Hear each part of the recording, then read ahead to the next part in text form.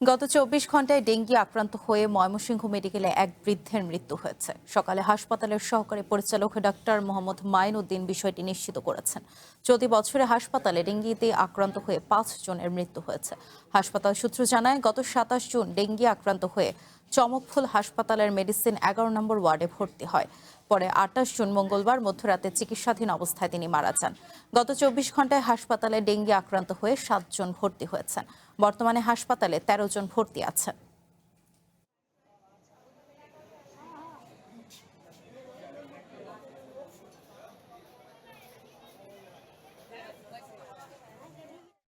কালকে আমি ময়মনসিংহ জ্বর নিয়ে আইসা পরে নিচে ডাক্তার দেখাই।